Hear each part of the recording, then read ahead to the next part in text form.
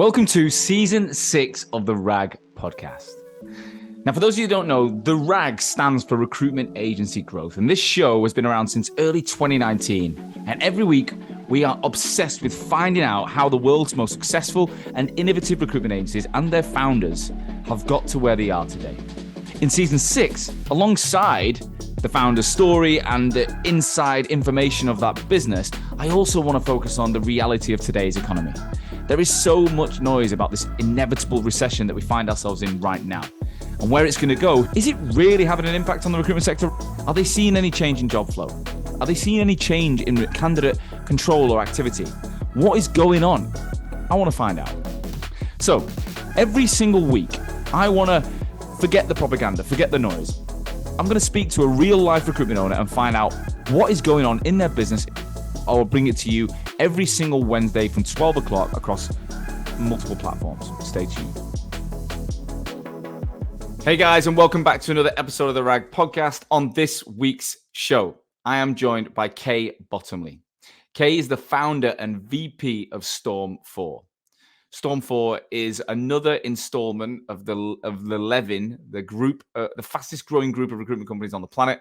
A couple of weeks ago, I featured a rehash of an episode with James Brown, the founder of the group, back in 2021. One of the most listened to episodes, one of the most talked about companies. They really are ripping up the industry by storm and doing things completely differently. Now, Kay started Storm 4 about a month after I did the interview in 2021, so February 2021.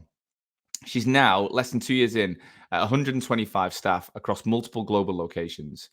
And in this episode, you're going to hear the detail around how they've done it. I got really under the skin of the processes, the procedures, the people that's required around a team to grow this fast. And every single recruiter they hire is a graduate with no experience. So they go from 0 to 125 in less than 2 years with purely inexperienced people and are making profit.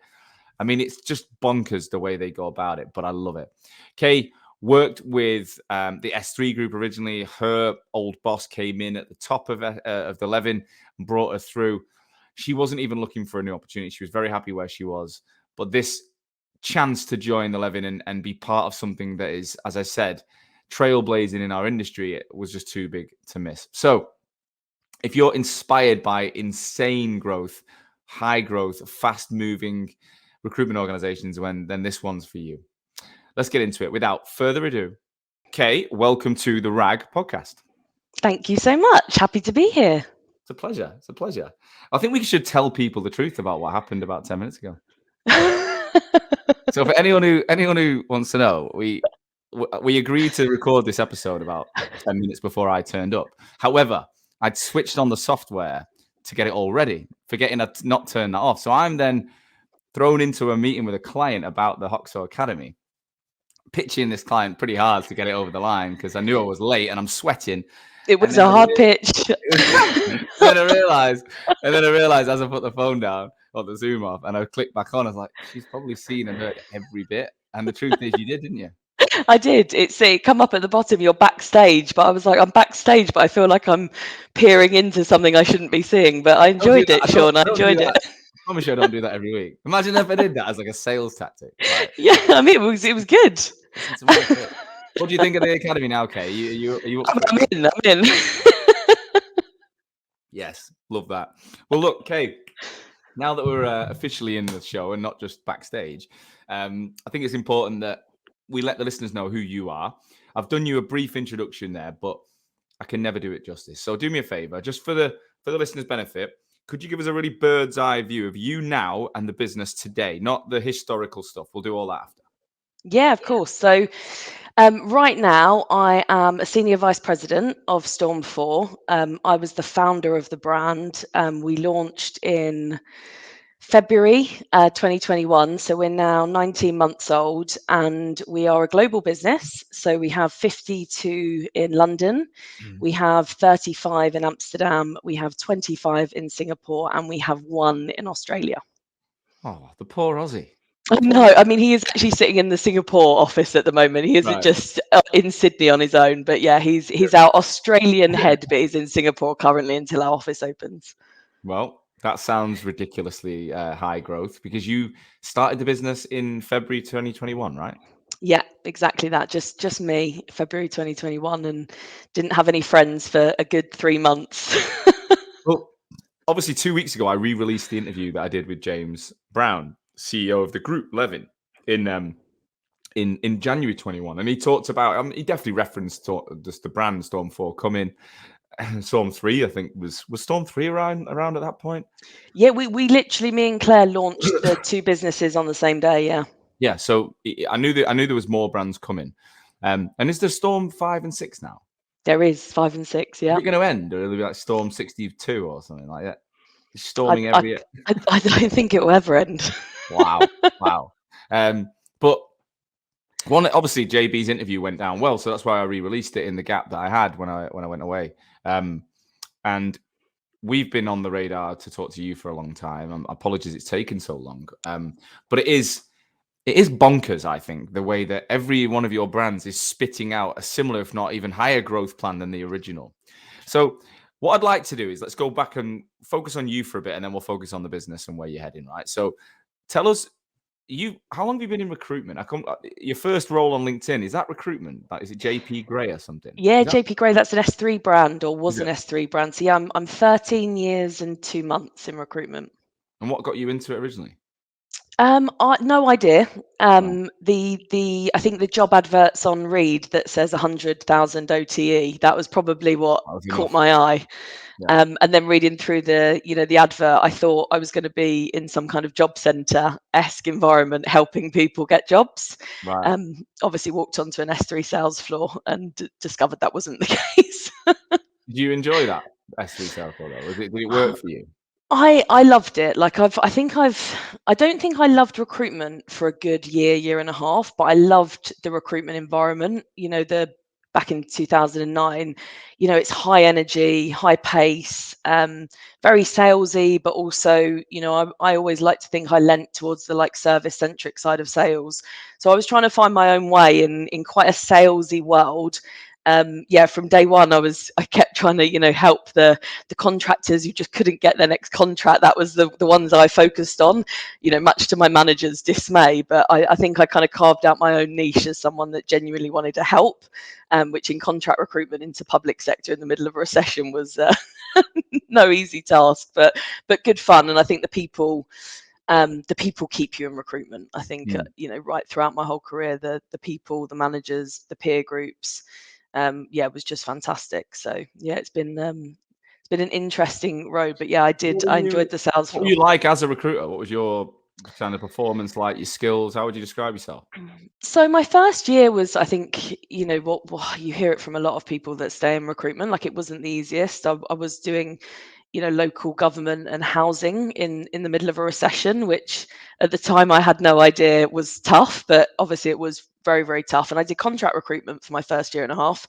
Mm. Um, and yeah, it was tough. I did enjoy it. I liked the thrill. I loved the ups. The downs were obviously annoying, but I think that when I moved to a perm desk, which was 18 months into my career, I think that's when I really come alive as a recruiter and realized, there's so much value add. If you're a good recruiter, that's it. Like that's everything. There's, unfortunately, and I think it's less prevalent today than it was, but there's a lot of bad recruiters out there. And I think if you're a good one, a genuine one that cares and does a good job, that's kind of your USP. You don't really need anything else. It's crazy, isn't it? It's crazy. I don't know. I always looked at it like I wanted to be mates with people. Like I always wanted to be friends with my candidates and clients. So I thought if I treat them a certain way, it's how I would treat other people.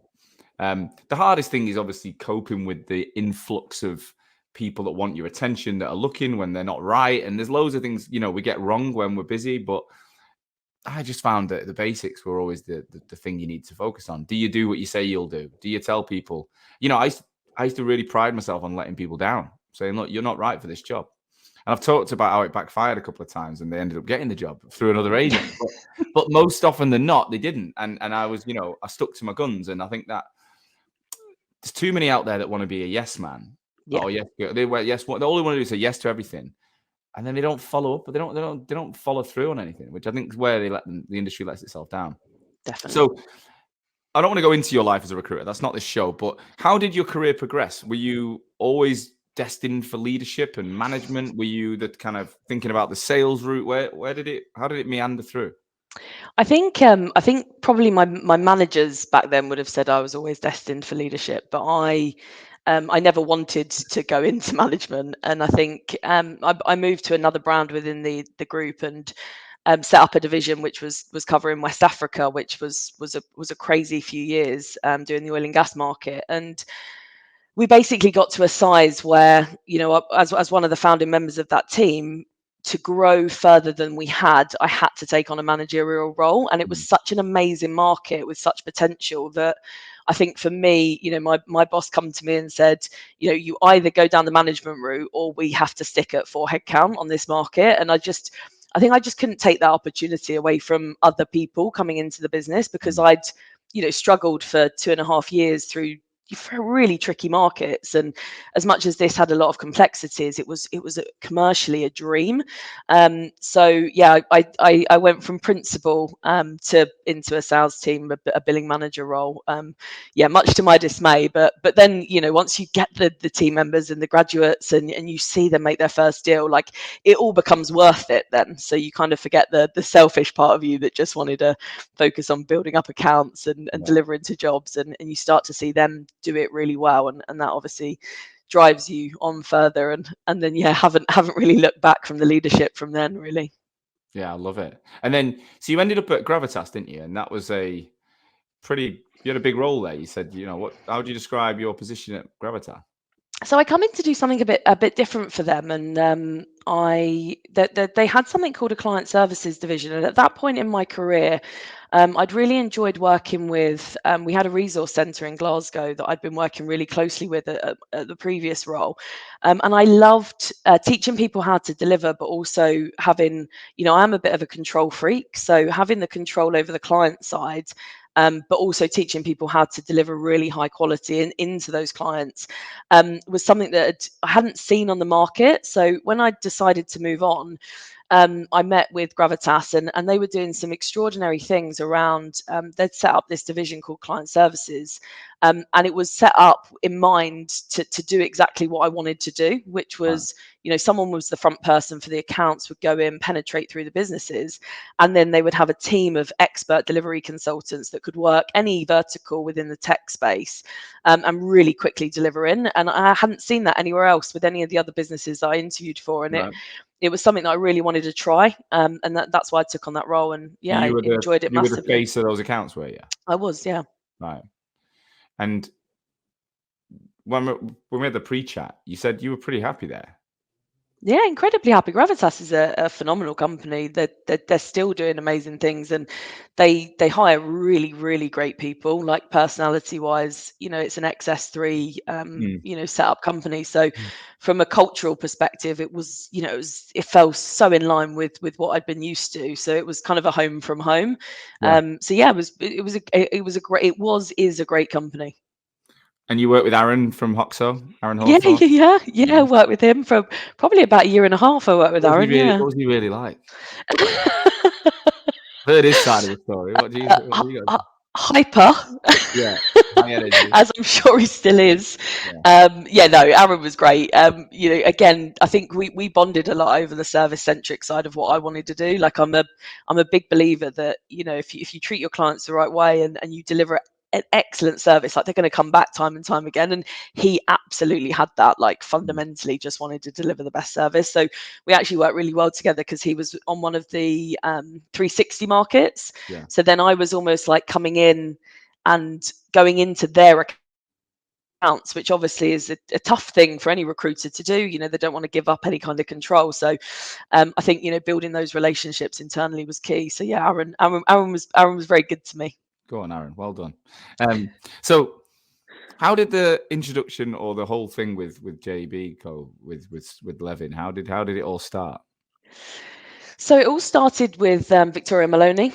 So she was my director at S3 when I Right. was building up one of the perm desks there. And when she left, and she obviously was consulting with a range of different businesses, she always said that she would reach out if anything super sexy kind of crossed her desk. And I didn't hear from her for a good couple of years. No. So I thought maybe she'd forgotten about me, but alas, she hadn't. So she reached out one day back end of 2020, and I told her exactly what I was like. I'm really happy.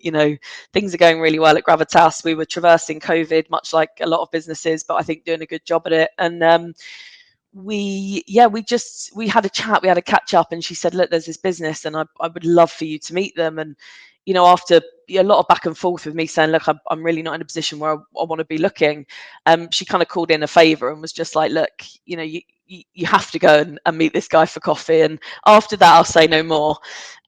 So I did, and thankfully I did, because the 20-minute coffee chat turned into a 2-hour strategy session around what the brand would be and what it would do. And obviously JB, you've spoke to, is an incredibly infectious character, and when he talks about vision, you just kind of get completely caught up in it, and I definitely did that day. What was it about his vision that got you gripped? I think a complete lack of limiting belief, like a complete lack. Like there was no, the numbers he was talking, the growth plan he was discussing, the fact that, we'd be able to cover the US from London, again, something that I'd always wanted to do, but never had the opportunity to. His complete lack of, it might not work, or risk, it was all very much like, this will work. We are going to do this. It was almost like if you don't come and join us, we're still going to complete this vision. And I think that for me, I was looking at it thinking, you are, like, I had full belief after, what was probably only 90 minutes, you're 100% going to do this. So I can either get involved and be a huge part of it, or I can sit on the sidelines wishing that, I'd got involved back then. So yeah, I do enjoy taking risks. So it was a risk, but and was 100% is paid it the off. journey that he sold you, or is it the end game, or a combination? Like what's making you leave a really good job in a comfortable environment to join an absolute rocket ship, in theory, that was already growing? So he'd already had a bit of track record that it was working, right? Yes. Yeah, absolutely. Yes. The initial brand was, I think it had grown to 30 when I joined. So they're definitely, I mean, in normal circumstances, 0 to 30 in a year, you'd be like, wow, like that's a complete success already. But the numbers he was talking, and I think the people that he had involved in the project, that for me was also inspiring. Like, sitting around a table with the likes of Victoria Maloney, James Brown, George Truella, Claire Cooper, like that was probably what really tipped me over the edge. It was like, these are incredibly successful people. They have a high growth mindset, and I think I wanted to be sitting at that table with them, having the conversations that I knew they were going to be having. So yeah, I think the journey, definitely. I mean, I don't think you should do anything for the end goal. Like, the end goal is the payment for the journey being so exceptional. So yeah, it was definitely the journey that got me. Obviously the potential end goal is always going to be appealing, but yeah, it was getting to work, I think, on this project and launching for something from scratch. I mean, it was kind of a dream come true. So for people who don't know and haven't listened, so at that point they had Storm 2, which was the first brand of Levin. Correct. And then he'd already so he's ex Faden, right? And he'd got Faden people around him. And then you're ex S3. So Yeah. so you didn't know the Faden guys. You just knew I of them. didn't. Yeah, Right. never met any of them. First time I met them was the first day in the office. I think in February we had just a manager's catch up, and yeah, that was the first. I walked into a room, and they were all good friends.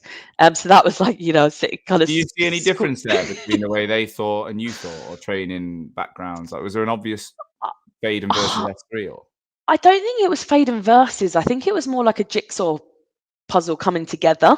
It was like they had some insane, like, because of, I think, the speed of growth that they had versus maybe some of the kind of longevity, or the processes that S3 had. It was almost like when we started talking, it become apparent like this was going to be an amazing match, because there were things they were saying that got me excited. There were things I had experience in that got them excited. So it was almost like we left our baggage at the door and come with all the things that we'd loved from both of our respective backgrounds. And that created something, I think, pretty special across all of the brands. And did he So what was the? I guess what was the deal? It was we've got Storm 2. We're building a shared services type model where you've got training and marketing and all that was coming together. Yeah. Did he give you the market and say it's Storm 4, this is the name, this is the market, or how did it all come together to be what it is? So it's quite serendipitous, to be honest. So when we sat down for that coffee and we're kind of brainstorming, JB's, as I said, he pulls a lot from you. So he was like, if you could do anything, blank page, what would you do? And I was kind of like on the spot thinking, I thought I wasn't sure what I was interviewing for or meeting for, but I was kind of like, what would I do if I've had a complete blank canvas? What would I do? And I was like, the first thing I said was the US. I was like, I have to be involved in the US market. Like things are, I've got a lot of friends working over in New York and Miami and Boston, and I knew that the market commercially was just unreal. I wanted access to the US market. I then started thinking about the US, and this was at the time where the presidential election was going on. So it was either Trump or Biden. I'd watched quite a bit of it. I'm not super into politics, but I'd watched quite a bit, and I knew that Biden had kept talking about the investment into the planet, the investment into the environment, what he was going to do from an EV infrastructure point of view. And as I was kind of, talking to JB, I was like, it has to be something to do with climate tech. Like David Attenborough, I think, I've got the biggest crush on him. I think he's just unreal. Watched every episode of everything he's ever released, and I think just something in me. I'm not the greenest person. I'm still learning. I think like a lot of people my age are, but I just knew. I think something in me was just intrinsically like commercially, it's fantastic. Impactfully, it's fantastic. Like a lot of things come together. So I said to him, kind of on a bit of a whim, I was like, I think it would be like clean tech, green tech, whatever you want to call it. Like it has to be tech. I love technology recruitment. So I was like, yeah, like green tech or clean tech, sustainability tech. And he flipped open his notebook and it said Storm 2 FinTech, Storm 3 Health Tech, Storm 4. I think he put clean tech. We obviously call it green tech now. And I was just like, is this a joke? Like, are you some kind of weird magician? And I'd never voiced that before. It wasn't, Wow. this wasn't something I'd spoken to Vix about. This was just an on the spot Yeah. conversation. So it was a very, it was quite a surreal moment where you realize that your future boss is a mind reader. Wow. And how did your exit at Gravitas go? What did like because it's not every day someone leaves to do what you were about to do. Like, how did they take it? Respectfully, I think is probably the best word to describe it. Like obviously there was, and like there will always be an air of disappointment and parting ways when things are going really well. But I think respectfully, like what I was going to do was so different. Working completely different market, completely different verticals, completely different locality. It was really respectful. Right, that's good to know. And then so take us back to day one then. So you walk in February. Yeah, Claire Cooper's setting up a business as well. yeah. And I believe, hadn't you already had like a ridiculous amount of grads you'd already hired, or was that your first job? No, that was our first job. Our first job was my first jobs were code the database. So learn enough about green tech that you can code a full database. Choose your color, because obviously there was no color for Storm Yeah. 4 at that point. And then start hiring graduates. So work out the profile of obviously what you want to hire. So they were my first 3 jobs to do when I walked in And the how do you door. how do you code a database in a market you don't know? So get to know it, I think, was probably the biggest thing. So I think COVID was incredibly helpful for me at that point because I jumped on a lot of like clean tech forums. So what would usually be done like physically in San Francisco or Detroit, I could actually I bought passes for and went virtually onto the conferences. So I was sitting in like pitches of, startups pitching to VC firms, watching those. I was being put into these little network groups of people just chatting about EV infrastructure and ag tech and vertical farms. And I think just over, I probably attended around total maybe 50 hours of conferences, just learning, and they were obviously late night because it was America. So, my husband would be, sitting there watching a film and I'd be on there like, okay, yeah, tell me more about that at 11 o'clock at night. But it was fun, learning. I think for me, learning is is a great thing in recruitment. Like if you continue to learn new things, that keeps you really interested. So yeah, that's what I did, and then coded out the database. And then the grads started and told me it was all wrong. So So how many grads did you hire at the beginning? 25. And how did that happen? Talk us through the process. So we decided that we wanted to hire in cohorts. Like it was something that I think that Storm 2 had done, and it had worked really well. You know, we are the kind of profiles that we hire are super competitive people, you know, really ambitious, love that. You know, usually they've done like sports or music and competed at really high grades or levels. So, you know, when you're in a cohort, you can really quickly see like, oh, that, you know, they're doing really well at this. Like, I want to be a champion at that. And I think that we decided that 25 was a good number to kind of get that buzz going about the market, and really like understanding that we've got 4 verticals. So, you know, we wanted to put a good amount into each. So yeah, just decided that 25 was the right number. And well, actually we decided 20 was the right number, but then we overhired a little bit because we got, you know, so many amazing people coming through. Wow. And what are the 4 verticals? So we do data, software engineering, product, and sales and marketing. Right. And how do you know how many people you can throw into those areas? Like, how do you work that out? I think a little bit of intuition. You know, I've done tech recruitment for 10 of the 13 years. I've been pretty hands-on, you know, most of the time. So I think there was a little bit of intuition, like understanding, you know, when a company gets funded, you know, what they hire first, what they hire second, once they've got an Mm. MVP, what happens next. So I think, you know, just in your head mapping out the natural progression of a tech startup, and understanding, you know, on Crunchbase, like if someone's gone through Series B, what does that mean from a hiring perspective? So I think, you know, just a bit of knowledge around funding and the tech market, and then yeah, a little bit of just gut instinct, thinking, okay, well, you know, sales and marketing and engineering have to come first, so let's put a few more heads into those, and then Mm. product and data maybe comes a bit later, so you know, a few less into those, so that we're not kind of overthrowing the market straight away. And was it purely after that startup sector, or is there a community of established businesses as well that you could go after? I mean, there definitely are. We tend not to. Like the I think the excitement that we get is really helping the companies that have, you know, just secured funding, don't necessarily know what to do or what talent they need, and being able to add that like extra value add of, you know, okay, talk to us, like tell us the problem, tell us the vision, and we'll help you, you know, establish kind of a hiring plan to Mm. help you achieve that. And I think that's something that I've really enjoyed throughout my career, is not just being a transactional recruiter, like, hey, I need X, Y, and Z, go and find it for me. Like, why do you need it? How is this going to impact your business? Like, can I give you some advice? Can I help you along in this process? So, yeah, I think it was really important for us that we had a genuine value add. Obviously, now we're getting so big, companies are coming to us. You know, bigger established companies are coming to us asking for help, and obviously we're more than happy to oblige. But I think the vision was always to help companies in that startup scale up phase. Amazing. And from a BD perspective, because I mean it's hot topic right now in the community.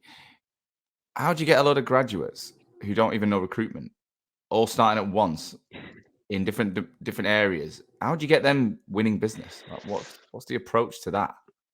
So I mean, it's ever changing. You know, I think when we first launched, it was about, you know, marketing ourselves correctly in the marketplace. Like, firstly, them understanding, you know, what the marketplace is, and, you know, spending a lot of time on LinkedIn, a lot of time on Crunchbase, a lot of time on Google News and at clean tech conferences, and looking at attendee lists, and, you know, really deep diving into, you know, what is this market that we're trying to help. And then, you know, I know it sounds cliche, but it's an age old thing, right? Talk to the candidates, you know, have a chat with them, understand, you know, what's hot, what's not, you know, what's the next up and coming thing, what interests them. And I think that, you know, getting grads who are super ambitious and so clever, and, you know, honestly, that first bunch of graduates that I hired in April, like, they just took to it. You know, you could see them talking to like chief product officers of these up and coming brands, and, you know, just having a chat like, oh, how was your weekend? You Mm. know, oh, you're creating an MVP. What's that like? Is there any competitors on the market? And they're just chatting away. Yeah. And I'm kind of sat there like, what? what are they Wow. doing? Like, took me like 2 years to be that good on the phone, Yeah, and they're yeah, yeah. coming in, and I think that's it. Hiring the right people has been an absolute. It's been the savior, I think, of how we've grown so well. I'm interrupting today's episode to mention our sponsor. Talent Ticker are here to help everyone who are in such a candidate short market, right? So if you're looking to grow your recruitment business in 2022, candidates are important, and Talent Ticker are here to help. What they do is they help recruiters work smart and not hard. They've got over 300 agency clients, recruitment agency businesses that use Talent Ticker, and that helps them connect to the right person at the right time for the right reason. Okay. It also automates a lot of monotonous tasks we use and provides simple tools to identify ideal and off the grid candidates, people that are under the radar for open roles. So if you like the sound of finding more deeper level talent that's not exclusively on LinkedIn, for example, then get over to www.get.talentticker.ai/Hoxo. You'll find the link in the episode. Go and take advantage of the special offer they've got on there for our listeners. I've mentioned this with Claire, but you've always had that like a unique like team around them. So like the classic recruitment model is, get a recruiter, builds his own desk, and then you replicate through that person. Mm-hmm. There might be training that occasionally gets involved, but it's often very much down to that person. Yeah. And that's why so many teams perform and others don't. And it's, businesses are constantly chasing themselves. Whereas you guys, I think, strategically built a layer of support that perhaps existed in much bigger companies and not necessarily in the ones that. So talk us through that layer and what's involved there. Yeah, definitely. So we have, firstly, we have the commercial arm of our business, which is like so fundamental, I think. We hired a guy, Ryan Jones. He's been here now pretty much since the same time he joined in May. And he's had, 2 promotions. He's literally been like one of the core pillars of leadership in our business. And he is that person that the grads can go to with any questions regarding the client. So, if that be terms that they need support with, negotiations, overcoming objections, writing up service level agreements, sticking to the service level agreements, having regular catch up calls, progress reports after placement meetings, everything you could possibly imagine that takes the client from, a kind of transactional person to a partner, like he's the leader on. He's grown his team now as well, so as we grow the consultants, obviously they wouldn't grow as rapidly, but they've also grown in the support of that function. So yeah, I mean, he's been do they get involved with clients, or is it just from behind? No, 100%. They're involved with, they're on pretty much every call. Right. With the graduates, and then once you kind of graduate, then they're on the big calls, the calls where they need help or they want additional support. So that they're on everything. They're very client facing. They have no interaction with the candidates. No. And then you have our people ops function, which is like our L&D function. And again, we had Ellie from day one, and she's been a backbone. Like all of those things that you think, when you're a sales manager, sitting down desk side, what does your day look like today? Show me your business development. What's your target list?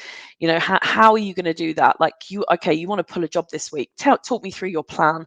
Okay, let me tweak that for you.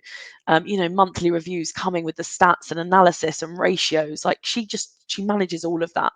So there's so much that's kind of taken off of my desk that I can focus on, I suppose, what I do best, which is sales management, helping them close out the calls, having the debriefs with the candidates, understanding the red flags, the orange flags. So I can be, hugely involved with them on the phone. Like for the first 6 months, I was on pretty much, as I said at the beginning, I'm a control freak. So there was probably an element of them wanting me to get me off the phones. But, having that additional layer of support allowed me to be involved in so many of those critical calls in the early days. And how did performance go? So like you've got a big cost base straight away. So your P&L is already in, negative. How did that ramp up, and how long did it take to get to a point of breaking even and then starting to see that, there's profit coming from the first group? Or did you jump straight into the second group before you even get there? Like because you're not doing things like traditionally. No. No, it's definitely not traditional. I think we ended up breaking even by the November. Right. So we hired the first cohort at the end of April, and then we hired the second cohort in September. Right. And by November we were starting to break even, and then Wow. obviously the last financial year obviously we're into the profit by quite a big stretch. So that's been really good. But I think it was, the second month in the business, so I had 25 and they were yielding 10K per head the second month in the business, which is just madness, But really. they I were was, bringing in 10K per head. yeah, yeah. How is that even possible? Huge fees Yeah. is part of it. Not going to lie and say we were banging in 25 deals. That wasn't the case. But No. big fees. Our average fee is around £32,000. Right. Obviously in the US, a lot $40,000 or whatever that translates to at the moment. But yeah, big fees. Working really senior end of the market, and always those few superstars that shine through really really Yeah. quickly. I've still got 11 of my cohort from 2021 in C, and they're all managers, all billing Right. managers now, all fantastic. So yeah, I think it's a What combination of what happened to the other money. 14? Like, what would you say is, I don't need, not individually, but as a collective, what do you think meant they didn't make it? Yeah, I think a few things. I think there's some people that just realize recruitment's just not for them. Like, and first job out of uni is a risk. It's a risk we take when we hire that bigger cohort from a graduate kind of Yeah. standpoint, because graduates don't necessarily know what they want to do, and that's not to say that they know they don't want recruitment and then join it and like they just don't know, and it is a hard environment, and it is all the things that some love: super competitive, have to be really Mm. ambitious, high pace, roller coaster. Some love that, some thrive on that, and some find it like traumatic. It can be really tough. So I think it's just a realization throughout time that it are the highs worth the lows. And I think some people go 100% and some go no, and some go I don't know, but I'm not prepared to To stick get it there. out and find out. So yeah, I think it's usually I don't think we've had many, maybe one or two in the whole time that have decided to go into recruitment after being here. Yeah. Majority it's that they've followed another path. And do you guys have a ratio? Like, if you're going to take 25, you want to make 50% of them or whatever. Like, do you have like a plan that you've got to stick to? I would love, love, love, love to get to a point where we are retaining 75% of our Mm. academies, and we're not there yet. Yeah.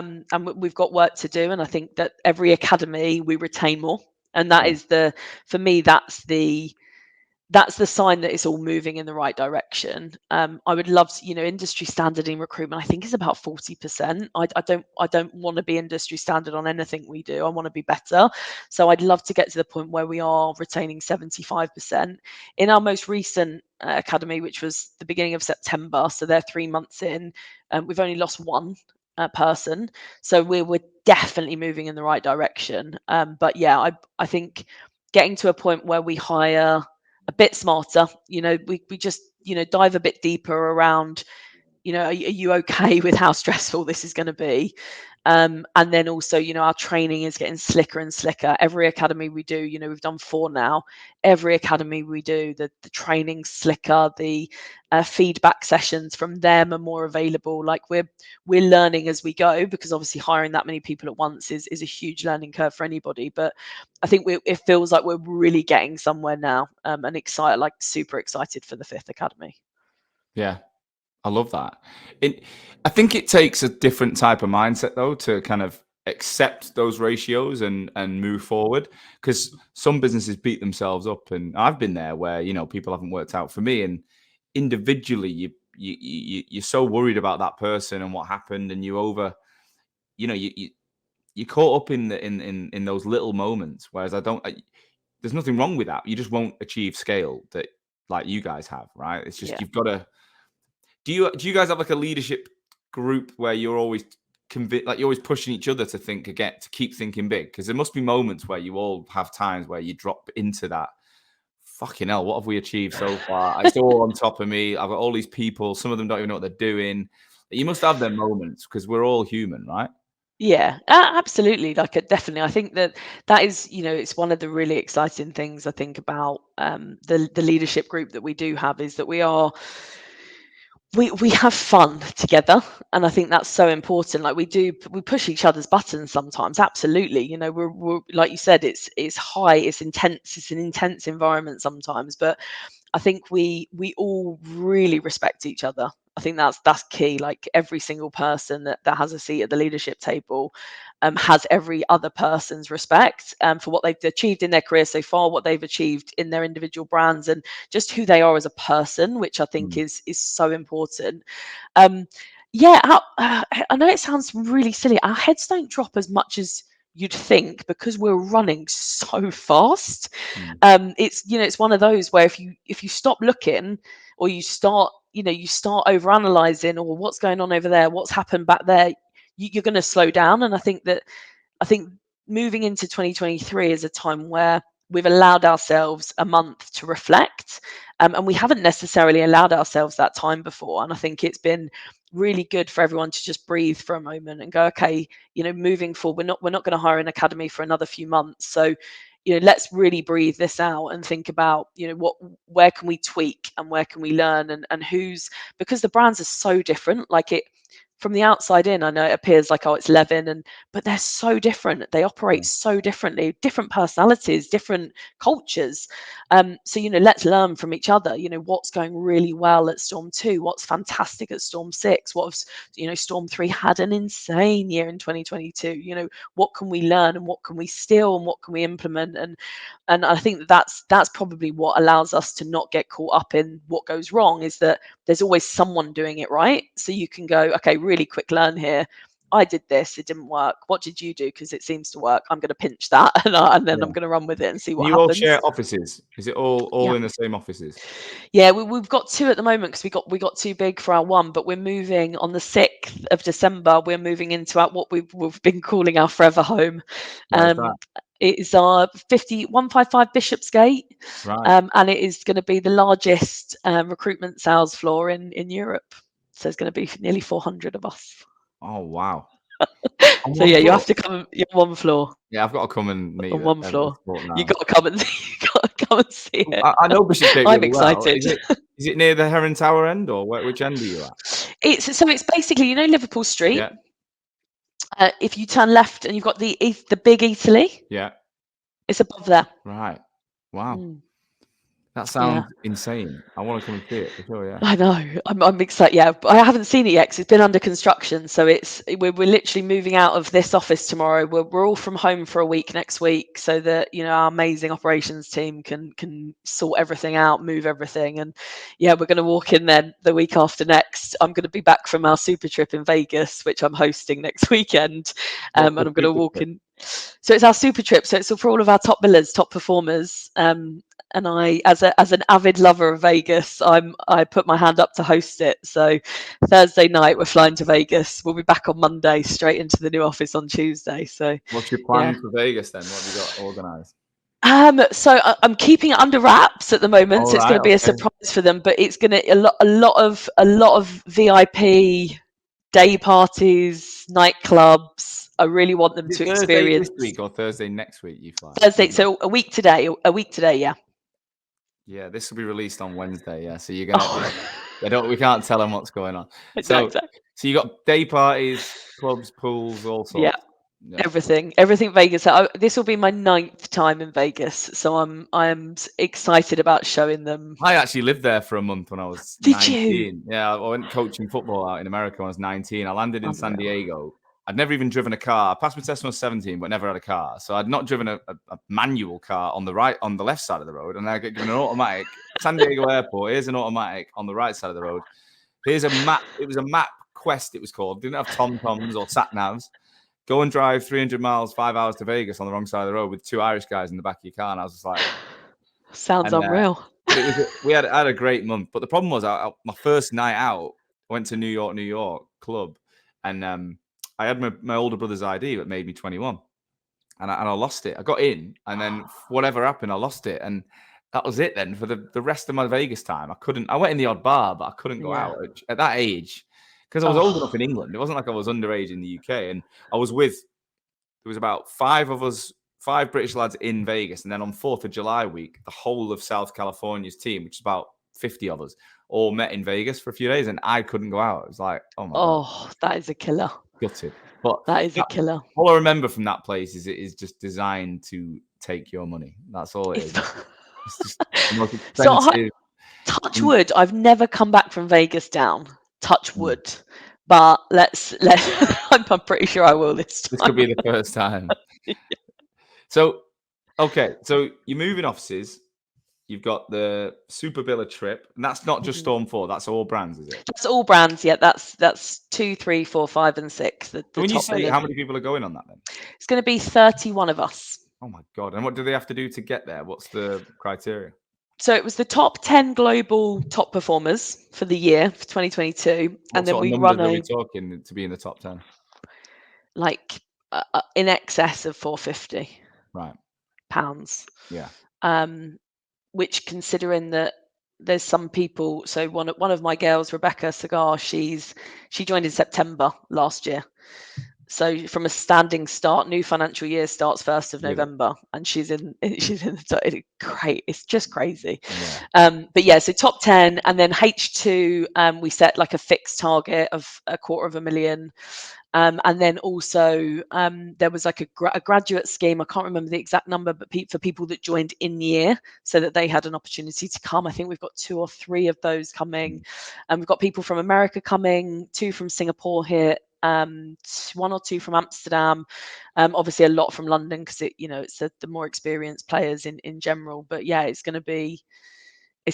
I actually can't wait. Like, I'm getting so excited now. So your UK team all recruit US, right? And then your Correct. European team recruit UK. Exactly. That's bonkers. Are the English people in Amsterdam? Or are the Dutch people recruiting into the UK?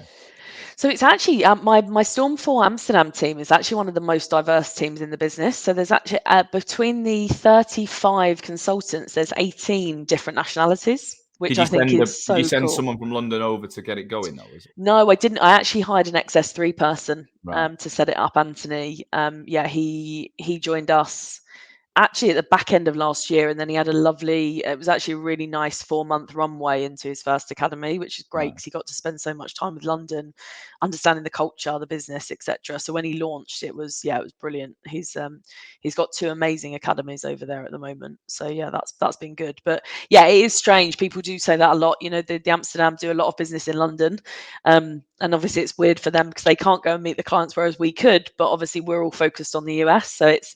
Yeah, it is a tiny bit strange, but I think it makes sense for us because we're the HQ, and obviously we started the business in the US, so it seems weird to us now I think to walk down the road and meet someone would seem really unusual. And how are you planning on having boots on the ground in the US? Is that the plan?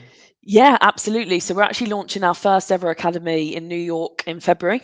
Right. And we've already got the director of Storm 4 New York who's sitting here with us in London at the moment, Ross Byrne. He was the Levin second top biller last year. Right. So he was a Storm 2 manager. And Right. he's going to launch my brand in New York, which is So what impact super does that have exciting. on the UK though? If there's suddenly on a US team, do they have to then give up business, or how would that work? No, so my motto, and again, I've been really fortunate that Storm 2 and Storm 3 have launched in Dallas and New York already. So I've been able to, in some ways, sit back and look at, okay, what worked, where were the kinks. So my motto for the Storm 4 launch in New York is expansion, not dilution. And that is everything that we're doing. Me and Ross are spending a lot of time together looking at, absolutely we want to utilize the hard work that the UK's done, but we want to expand our business into the US. We don't want to dilute the work that we've already done here in the UK. And I think that's going to be the fundamental. Like if every decision we make as a business is based on expansion and not dilution, I think we'll have an amazing launch. I think if you get a bit too caught up in, what's that client doing and how can I be involved in it? How can I take it off someone's desk? I think that's when you start to get into those conversations that they don't drive the right culture. So yeah, me and Ross have spent a lot of time looking at what would you do in this scenario? Okay, well, what expands and what dilutes? Oh, that's actually really easy now. So as long as I think both of us keep that in mind, expansion and dilution, I think it's going to be, I think it's going to be one of the best US launches that's happened. I love it. I love it. It sounds like it's gonna take a different mindset for the London team. They've got to be prepared for that. But I guess if you've seen it from the other brands, then they've already Yeah. made the mistakes with that. And they're, my London team are, as crazy as it sounds, because they've been here 19 months at the longest tenure, they are such mature recruiters. Mm. Like the relationships they have with their clients, the pipeline that they're building, the way that they map their businesses out, the knowledge of the market that they have is surreal to me. That it's kind of the knowledge that I had 5-6 years into the business. So for them to, they intrinsically know whether or not they can add value. And if they, they're so good, they've passed so many leads over to our European business, to our Singapore business. I've really tried to create a culture in Storm 4 where we share. Like it's, if you're the best person to do the job and deliver to the client, then 100%. But if you're not, let's be honest about that. Let's be transparent and let's do the client service. So yeah, it's been good so far. I'm excited to see how it goes. Obviously, there'll be challenges. When you open a business that's directly doing what you do, that isn't in the same office, there's going to be challenges. But I'm excited for them to see how the consultants and how Ross handle those challenges. I think it's going to be really interesting. It sounds it. And when you said the cultures are different across brands, like how would you describe it? Like what makes them? Obviously, there's different leaders, but is there an obvious thing that Storm 2 do that you guys wouldn't, or is there a way of, I guess, identity for each brand? It's difficult to kind of summarize each brand's identity. I think from Storm 4's perspective, we have, obviously the market that we work in is super impactful. Mm. So the way that we have to work with our clients, with our candidates, it's about the mission. It's about what they want to achieve in their careers. There's very little transactional business that we do. So it's a huge relationship drive, and that instills a culture amongst us. We're very relationship driven. It's definitely though a work hard, they say it all the time, work hard, play hard. Like we're probably the brand that goes out the most, and we're definitely the brand that other brands will be like, oh, Storm 4 out, because they know it probably means that there's going to be a fairly lively evening. But I love that, because that's how I grew up in recruitment. You have to let off steam. Like it's a hard job, and you have to be able to go out and have those chats with your peers, like, oh, that was a really tough week, like, or that was an amazing week. So yeah, I think our culture is definitely a work hard, play hard. It's incredible how 50 people are such good friends with each other, Mm. and I love that. I can't speak too much to the other brands because we are quite separate in that regard. Like we do things very differently. But I know that obviously working in different markets that can be a bit more transactional obviously takes a different type of Yeah, character yeah, and yeah. things like that. When it comes to the current economy and there's a lot of talk of the VC funded tech companies letting people go. I mean, it's common knowledge. What impact has that had across the group? Because you said you love those businesses that are high growth from the ground up. They're the ones that seem to be struggling and having issues at the minute. Yeah, I think we've been incredibly. I mean, I call it luck, but as I said, in recruitment, there's never such thing. I think we chose a market in Storm 4 that is not completely protected by some of the economic downturns, but it's highly protected. Mm. I think everyone has woken up across the world now to the fact that something has to give with regards to climate change. And I think that the companies that are doing this incredible work, especially in the US, where there's a lot of government funding at the moment, it's actually having impact. Like, the EV infrastructure in the US is coming along way more than anyone ever thought it would in such a short amount of time. There's EV rubbish trucks, there's EV school buses. People would have, if you'd have said 2022, like this is going to happen, America would have said no way. But Mm. these companies that we work with are genuinely going out there and making that happen. So I think we're protected in that sense, that a lot of VCs are realizing that these companies are not only commercially very viable, but they're making a change that is needed, like it's so needed. Yeah. And I think that, Storm 3 obviously has very similar with the health tech industry. I think Storm 2, it is a bit more of a struggle. NFT and crypto was a big part of our business. That's up and down, but I think when you've done recruitment for 13 years, you just know it's gonna peak again. So Mm. it's almost just that, like, having that resilience. When I talk to the Storm 2 consultants, which I do, like, just keep going, because there will it as quickly as it downturns, it upturns, and you have to be ready. You have to be engaged with your clients, your candidates. You have to know them really well. You have to understand their needs and challenges and future, vision. And then when it flips, you're in prime position to take over. So I think, yeah, there's definitely been What's the um, biggest sign in that sector? Has it been job flow? Has it been candidates not wanting to move? What's been the job biggest? flow. Yeah. Yeah, definitely job flow. And I think, slightly, you c I think I explained this to my consultants not long ago. There's turns in markets, and if you're an experienced recruiter, you see them coming. I think for a good year of Storm 4's inception, clients could spend whatever they wanted. There was funding coming in left, right, and centre. Candidates knew that. They would demand, I want 30% increase on my salary. I want this, I want that. And for the most part, if they were good, they were just given it. And then I started to see more dropped offers and more counter offers being accepted, and there was just this, it was an ever so slight change and shift. But I think, just again, your gut instinct as a recruiter, if you've been doing it long enough, it's a market shift, and we need to act. And suddenly it was, retraining all of the consultants. Don't take the candidate's first salary for an answer. Tell them about how the market's changed. Tell them what they're going to face at offer stage. Tell them the fact that counter offers aren't as prevalent at the moment. Really, really explaining to them we're in a shift.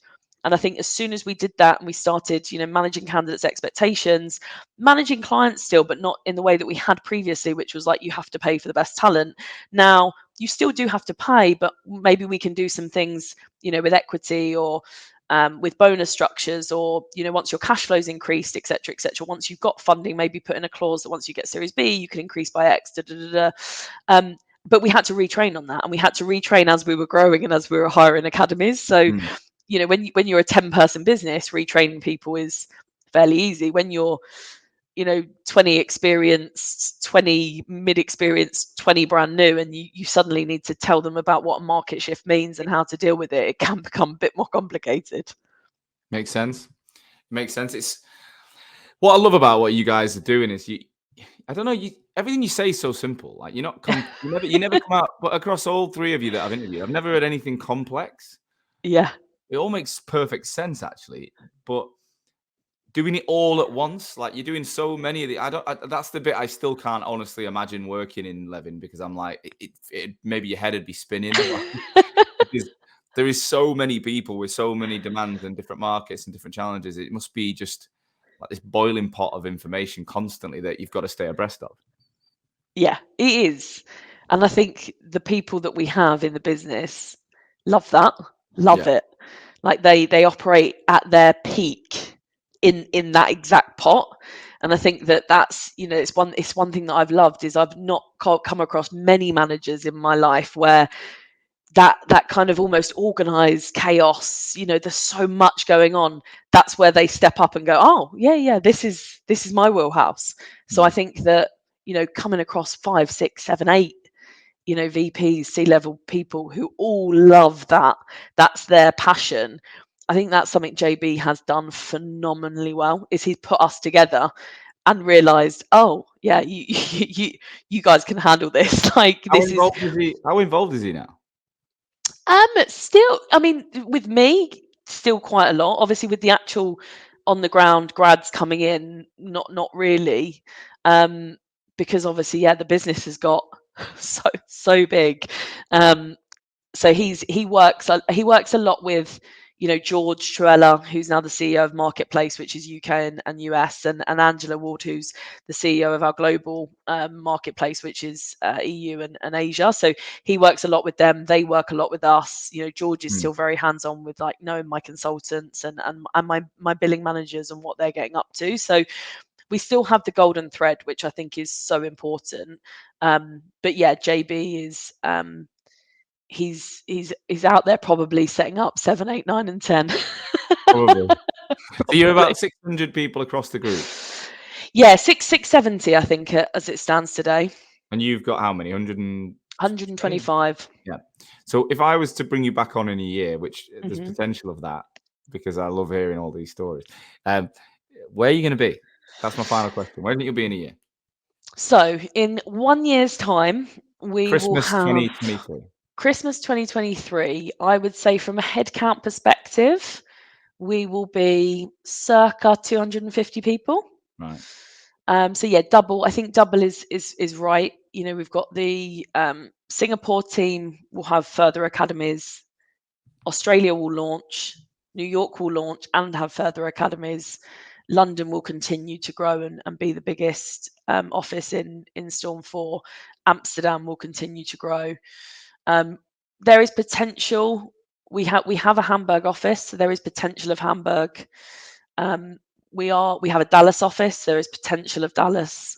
So yeah, I would say 250 people, and we will be the most successful brand within Leven. Oh wow, there's a bit of competition there. Yeah. Where do you think Levin will? Do Always, you think Levin will always. be double as well? Will you be about 1,200? Do you think? Oh, at least I'd say. Yeah. Yeah, Wow. yeah. It's gonna Okay. be. Yeah, it's gonna be. It's gonna be an interesting, crazy, phenomenal year. How many That's years ahead do you guys talk as a leadership group? 4 roughly, 2 to 4. We talk kind of 2 in terms of office launches and where we want to be, but 4 in regards to like the end goals and Yeah. the vision for the business. So yeah, 2 to 4. I think going any further ahead than that in Levin would be Yeah. too much. Well, Kay, we're out of time, and that's my fault for being a bit late. But I want to say thank you for giving us your time because you're obviously very, very busy. Incredible what you've achieved as a group. I mean, I love listening to all of the leaders and the stories. I'm gonna get. I think Jamie's coming on quite soon to talk about the bigger picture for the Awesome. whole business. And I mean it. You guys are being watched. You're creating a storm in the sector, and I love it. I mean, I don't believe every business needs to be like you guys. I think it'd be crazy and strange, and it wouldn't.